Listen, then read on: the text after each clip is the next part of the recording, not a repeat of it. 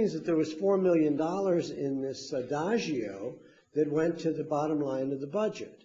So we really have only a $10 million increase.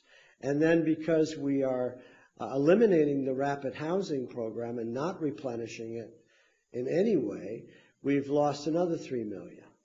So it's really not what it seemed.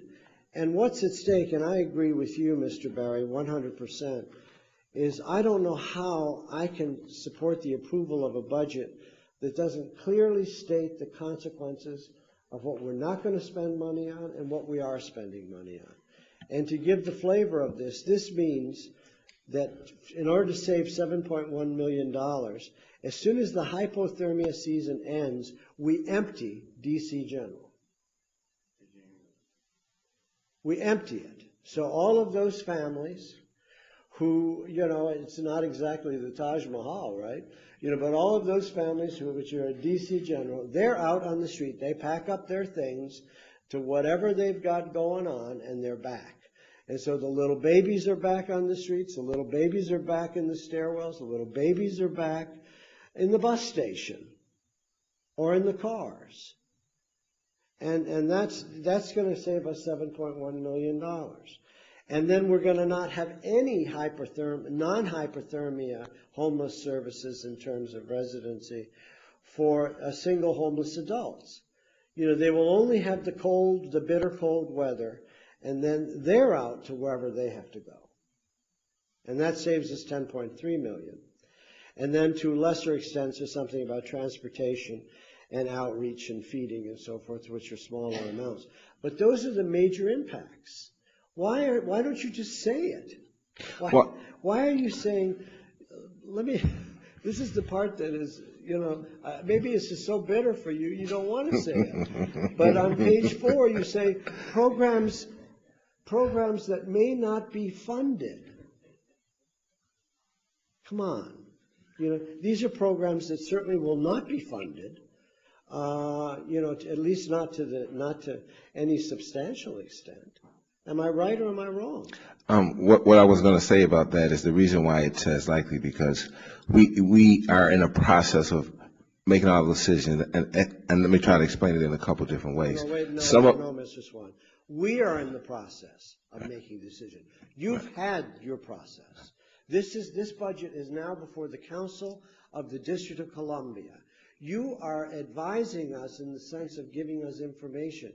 Your days with this budget, at least insofar as this process, are over. Right, and I understand that. I was more speaking towards how we prioritize what dollars we do receive. No, this is not a prioritization process. This is a budget process whereby I don't know, you've been all over the country in this field, Mr.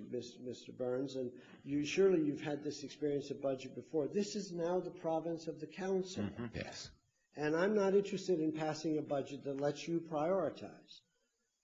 I'm not interested in doing it. And I want to present a budget out of this committee to the council, to the stakeholders, to all the people who work so hard on homelessness, which says, here's what's going to happen. And I want it on unvarnished, clear terms. That's why I pressed so hard on this issue. And so please, this is not a priority setting process anymore. This is now decisions on specific spending. And the fact of the matter is that we do not have $19 million for homelessness in FY12 that we have today. That's the reality. Mm-hmm. And so when we turn to the Community Partnership for the Prevention of Homelessness, the information that you provided the committee is that their budget will go from $67.4 million to $45.5 million. Those are your numbers. And that's the message for the Community Partnership for the Prevention of Homelessness, that they will go down $22 million. And you see, that's got to have some impact. You don't take a budget and slice it by a third and not experience impact. And so this is the clarity that I have to have. And, you know, and Catholic Charities is going to lose $500,000. They're losing a third of their budget, and so on. What was the other one? Community of Hope is losing 500,000, about a third of their budget. Transitional Housing Corporation, my friend Polly Donaldson, she's down 200,000 out of a $700,000 budget.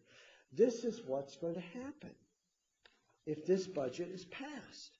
And I'm not saying, Mr. Swan, that this is, or Mr. Burns or Ms. Carroll, that this is what you want. The fact of the matter is that this is the decision that is before the council. And for openers, I don't see, I want that $4 million back. I don't know where it went. I guess it just went to the bottom line. But if we had that $4 million back, we'd have something. It didn't go to DCHA. There was no transfer of funds. You see, we have a DCHA expert here because he represents Councilmember Michael Brown. They didn't get no $4 million. You know where it went, and I know where it went. And so there's a $10 million enhancement from the mayor. But this is serious and profound changes in what's going to mean for homeless people in the District of Columbia. I don't want to be there the day DC General, when the last day of hypothermia season and DC General is emptied. I don't want to be there that day to save $7.1 million. And I don't want to explain to the people of the District of Columbia, well, why are we seeing all these homeless men and women, you know, sleeping in the park and in the bus stops and everything else? Well, because we have no further homeless services for them except during hypothermia. And we're doing that in order to save $10 million. Do you get the point I'm making? Mm-hmm. Sure. This is what's at stake. And I think this council's got to know that, and the people of the District of Columbia have got to know that.